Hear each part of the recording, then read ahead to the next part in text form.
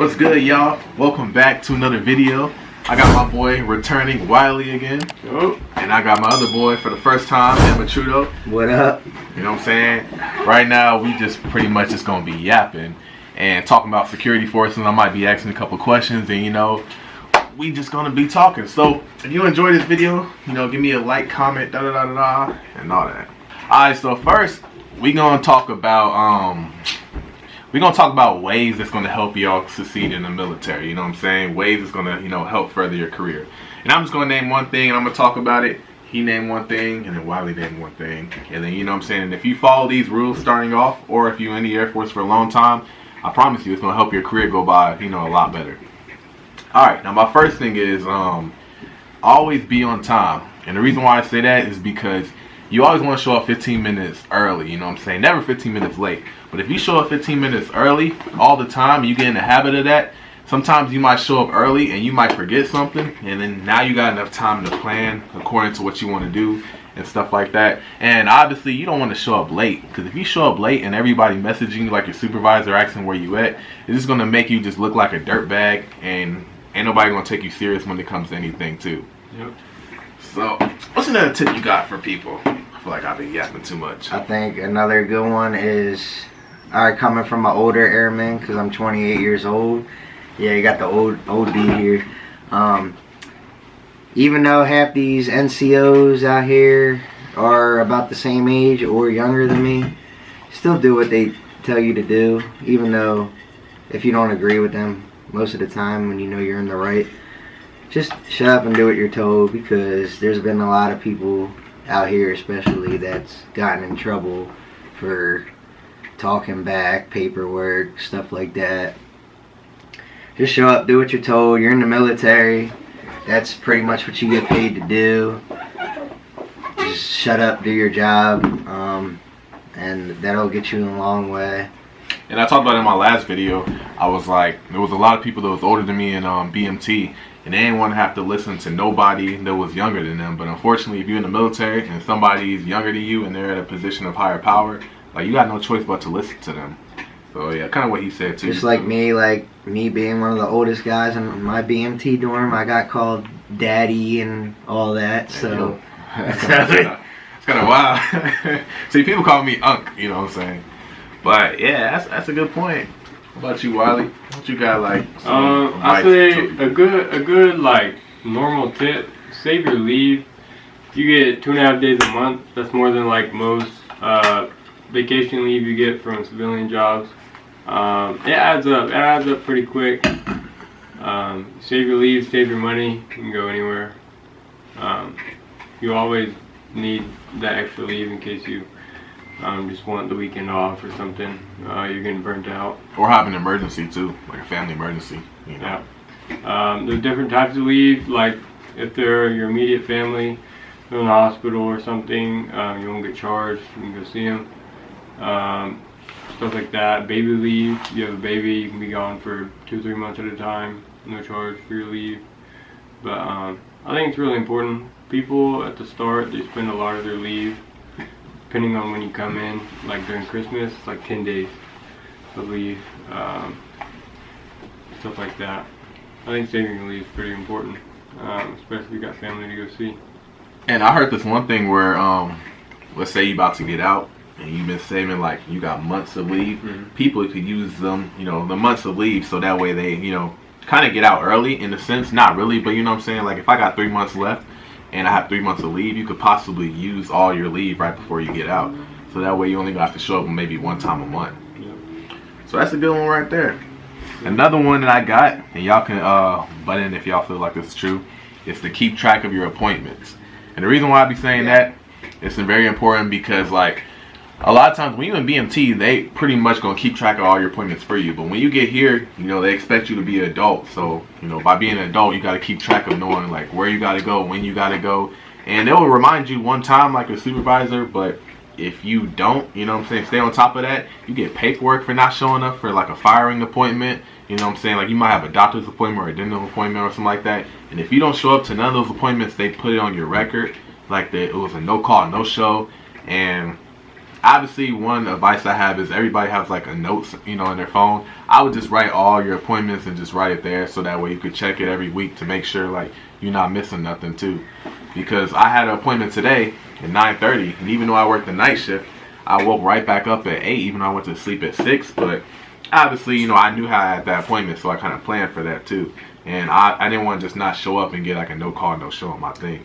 I kind of can add on to that too with, like, I bring back to the NCOs not communicating with you properly, which I was supposed to, since we work night shift, we sleep during the day, so I wake up to my phone being blown up from my flight chief and my lieutenant on flight at 7:40 in the morning when I'm sleeping, that I had an appointment to go knocked out too. to go see our captain in the squadron, which I had no idea about, that they knew apparently a day prior, and they never told me. So now I look like the bad guy because I missed that, which it wasn't my fault. So you just gotta do CYA, they say, cover your ass. Yeah, like, even if you heard about it the first time, make sure you jot it down too, because like, you don't want to have to rely on somebody telling you that you gotta do something when you could just put it all down in your notes and be like, all right, as long as I, cover myself, at the end of the day, if they forget, I'm still gonna show up, so that way, nothing bad happens with me. Yeah, once you get out of BMT and tech school, you're real, like, reliant on other people taking care of that stuff for you, so you get kind of complacent with your appointments. Your leadership will remind you, but they have a lot of responsibilities, a lot of shit they're doing too, so they'll forget to remind you again. They'll forget to tell you a lot of information about it, and you can't rely on them to do that for you anymore.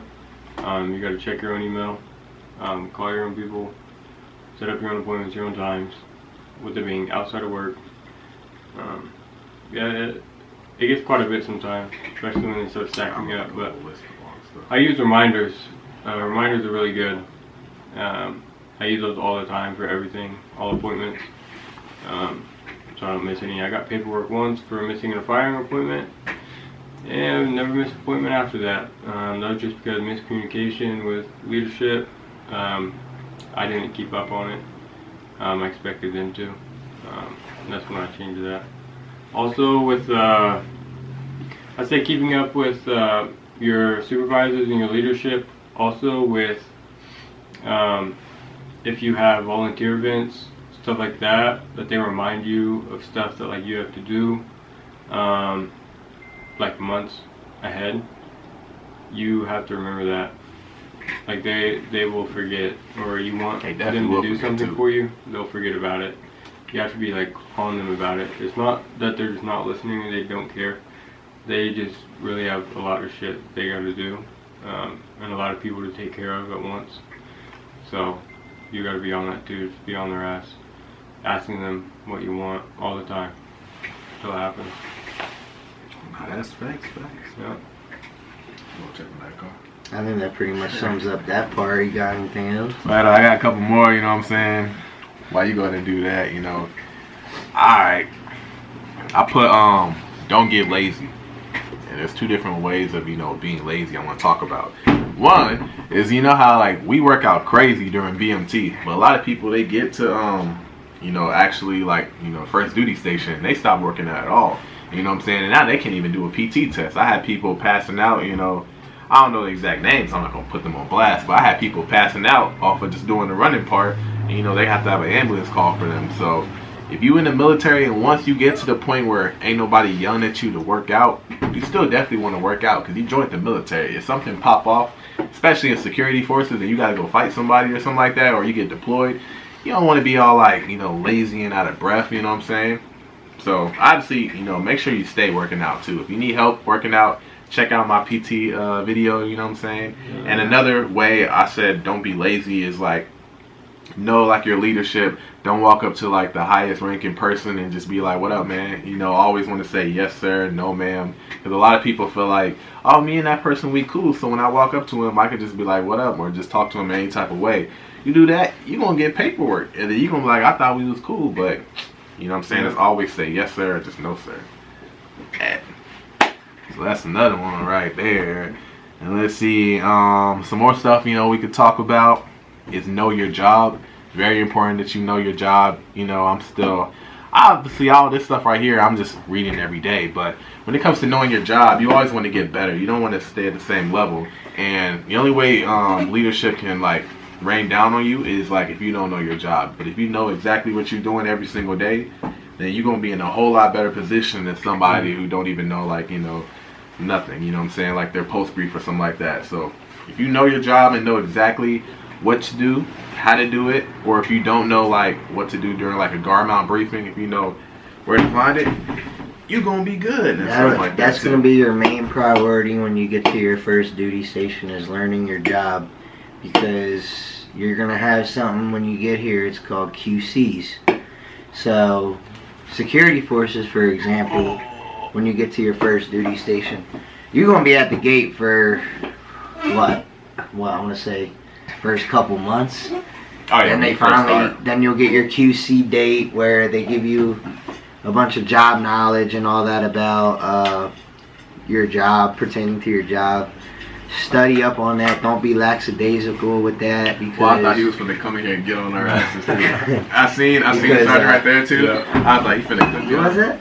Oh, Sergeant Harris. Oh shit. I seen him right there. I was like, yeah, he finna on here and start cooking us too. But yeah, learn your job. Don't get lackadaisical with it. You only get about, I want to say, 60 days to study before you QC. Then you have to do a verbal, which they ask you a questionnaire, and then they'll do a practical on you. For a gate, it could be anything from a gate runner to 7 bridges, something like that, which I don't want to go in specific detail about that because I don't want to give out no information. But if you're also interested in going to school, you have to wait until you get your 5 level, which I think all of us just got. So now we can all, once you get your 5 level, then you can start taking school. I still need to start doing that. Yeah, me too. I kind of been a little lazy with that too. Everything's all ready for me to start school. In this career field, it's hard to do school. Yeah, because it's do I do it now, you know what I'm saying, during the nighttime? Or it's do I, wake up early and just don't get enough sleep? There's stuff like that. Yeah, it's 1:42 in the morning right now. So, exactly. Yeah. Hey, go ahead, Wyatt. I'll hit on something too. The military gonna put you wherever they need you. I found out today I'm getting deployed. At the last minute, he found out he getting deployed too. Soon. They did him bogus. A few months. So I'm getting married in September. Leaving soon. Didn't plan around that at all. I don't even know if that's gonna happen anymore. Feel like that happens. It sucks, but you kind of gotta do what they say. Go where they tell you to go. I got training in a few weeks. Got to go to a different state. Don't tell them where you're gonna go. No. I ain't saying that too. That made me edit all that out. Yeah, just different state. Couple months. Yeah, I'm supposed to be taking leave, pick up my wife. Don't know if that's gonna happen. Yeah, you just kind of gotta plan around that as that happens. So you always gotta be ready for that too.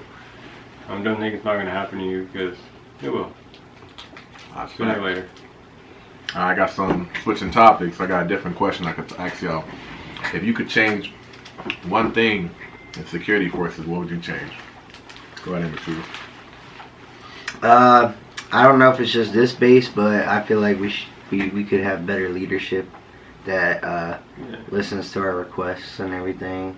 It seems like the new commander we got is actually doing pretty much going gung-ho with the changes we've been asking for. I think he recently told us he wants to start putting computers and stuff in the gate shacks for us so we can do so that way we can check our emails. Check our emails. I barely check my email. I know do these stupid things you guys will get when you get to your duty station called CBTs.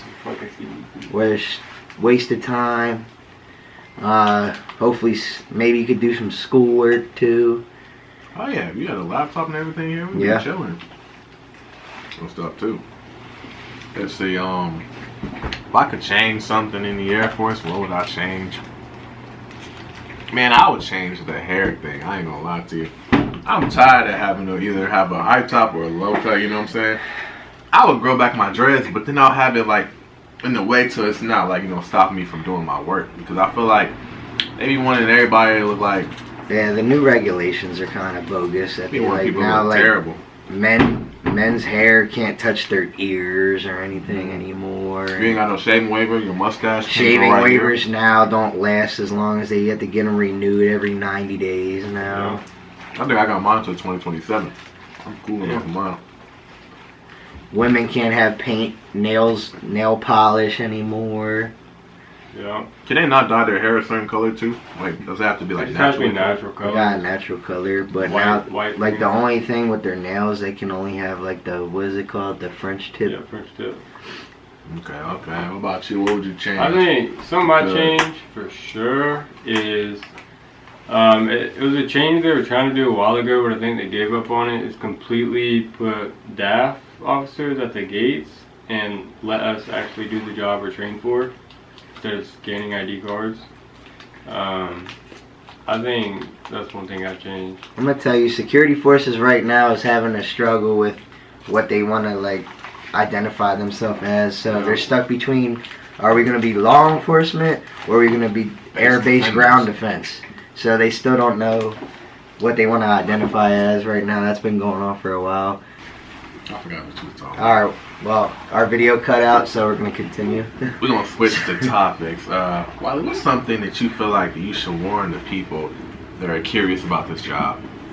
Security forces. I'd warn you guys. I'd say it's a transition between BMT and tech school is tough, but the transition from tech school to operative side for first base, first duty station is even worse because everything you learn in tech school is like whenever you get to your first base, either they tell you everything is wrong or you just kind Wasn't of that how it was here? Like all the stuff we did Yeah. in tech school, we don't do none of that They stuff said here. throw that out. We don't be doing Yeah. no type of rucks, you know. I We don't feel told like them, I'm we doing told them none what of we were taught. They're like, it's fucking, that's wrong. So don't go to your first base being, well, it's not bad being high speed, but don't be one of those fucking high speeds that think they know everything, because you're just gonna get totally wrong. And you gotta take constructive criticism because that. It's okay to be wrong sometimes, you know. people are helpful in an asshole type of way, especially on mids. That's just kind of how we are. Don't take it to heart. They're just trying to help you. You can tell whenever they're just being an asshole or they're trying to help. It's a big thing that a lot of people talk about, constructive criticism. I'm not gonna baby you if you fuck up. That's true. But switching the moves up a little bit. Speaking of BMT, what's the funniest experience you got from BMT? We gonna go from BMT and tech school. Yeah. What's Give me it- an example as like a funny experience. like funniest moments that when you think about somebody's like, how did your BMT go? Oh, Like a funny story that you want to talk about, because we wasn't in the same dorm. We yeah. was in So tech school. in my dorm, I'm sure you guys will hear it when you get there. It's called gargoyling. Hey, tell them what that is if they don't know what that is real quick. So we had a guy. We had this kind. He was a little on the weird side, but he was funny. So they dared him to gargoyle on the last day we were in the dorm. So what gargoyling is, basically when you get into your dorm, you're gonna have your bed, and you each have your own wall locker. So gargoyling is when you get on top of your wall locker, butt ass naked, and crouch down. Well, this dude ran around the whole barracks butt naked, shit swinging everywhere and everything, and we're all just like, what the hell? And like, I wasn't in this dorm, y'all. yeah, I ain't know nothing about that. Yeah, I don't know what the fuck you're talking about. that's Some weird stuff going on. that's another thing about being an older dude going in with a bunch of kids that just graduated high school. So my maturity level is different. I talked about that too. Like me, being like 23 when I was in BMT, I had to deal with a lot of dumb 18-year-olds who just do dumb and stuff, and I'm getting in trouble for it too. You're gonna shower in the open shower with a bunch with everybody, and people. People- I don't know if it's a guy thing or what, but they just be saying some like out of pocket stuff. out of pocket stuff. Yeah. I had a situation. It's like you walked in the shower. Everybody's like, "Yo, Hendo, hey, come over here, man. This one's up where the hot water's at."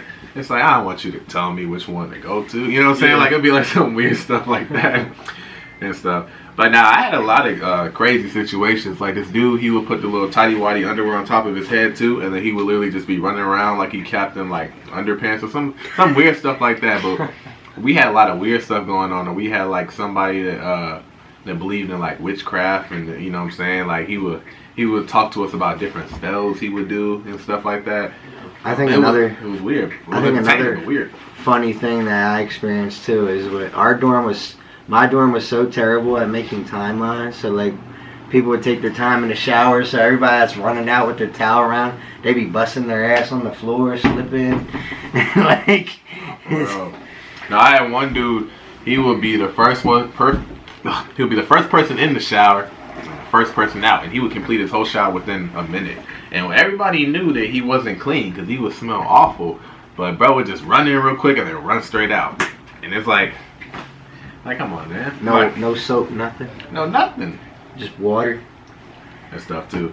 But I had like a lot of wild. I got yelled at a lot in BMT.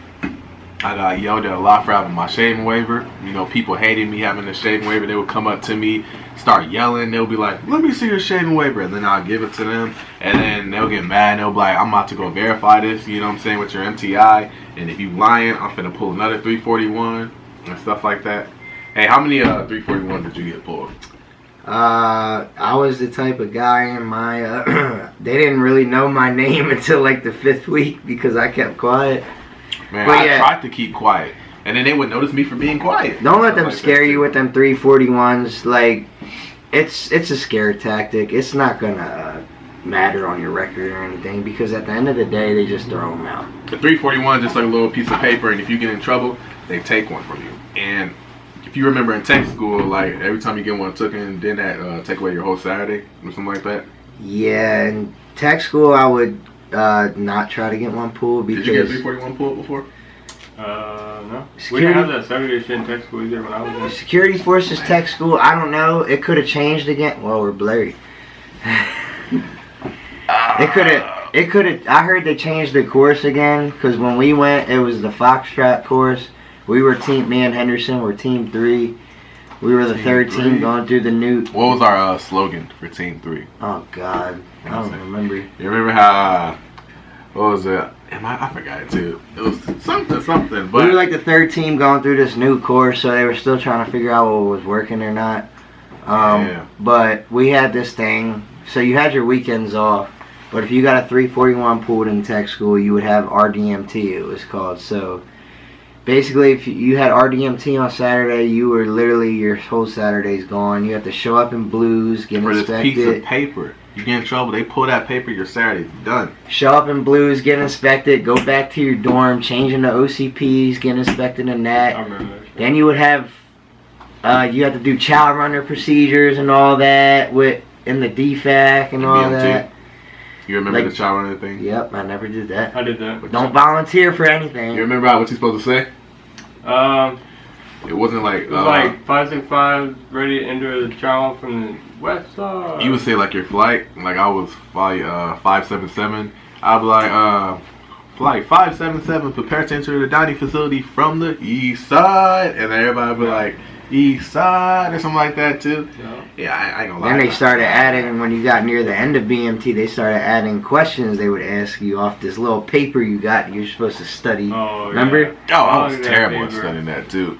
Nah, what was it called? Memory work? Yes. I hated that memory work. I was always terrible at it. I was It was bad so at bad. studying. You were already that, too. stressed out, so you weren't remembering Man, nothing. like you stressed out, getting yelled at, all that stuff, trying to make sure that you don't get, sent back another week. And now they want you to know about all the memory work.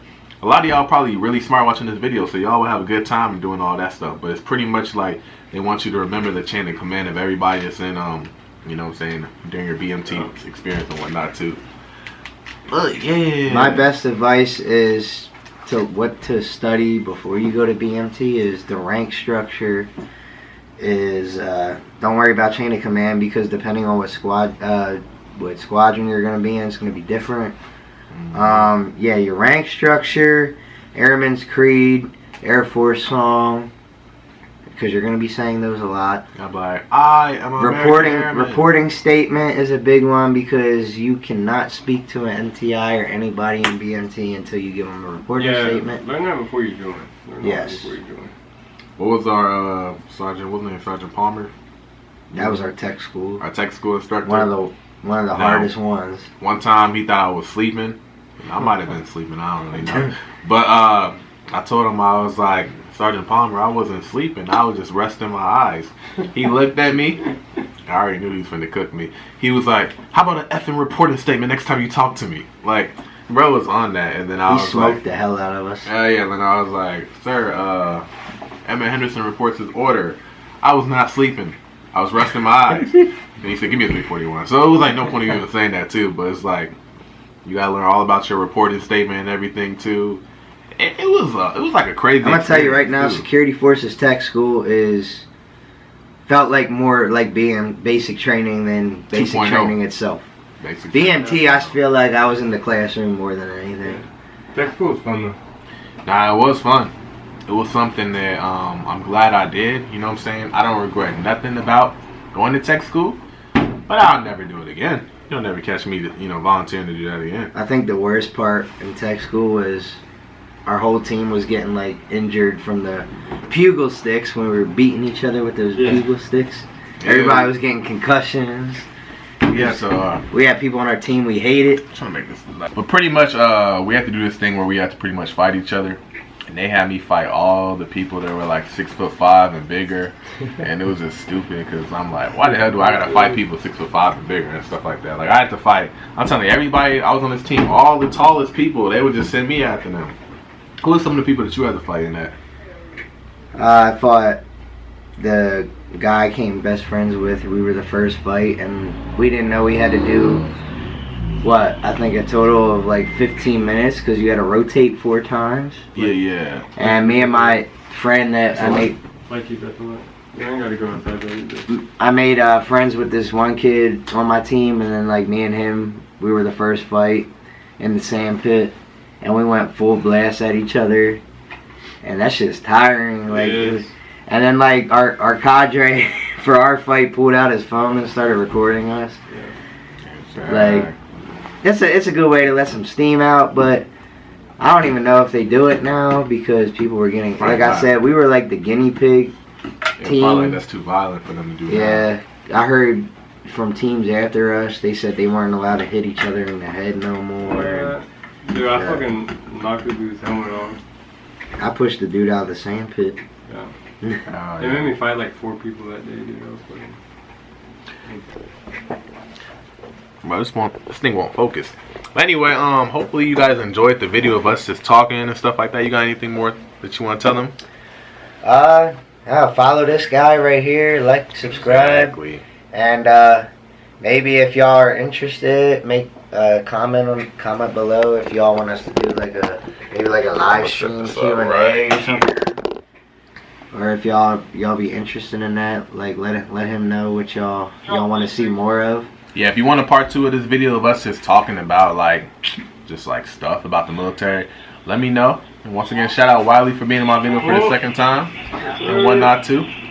But stay tuned too, because I plan on making a YouTube channel and streaming games, gaming and all that soon. I'm trying to build a PC and everything, so. Exactly. But once again, what the hell? Our flashlight not working no more. Our flashlight's going out. But anyway, if you enjoyed this video, like, comment, subscribe, and I'll see y'all in my next video. I'm out.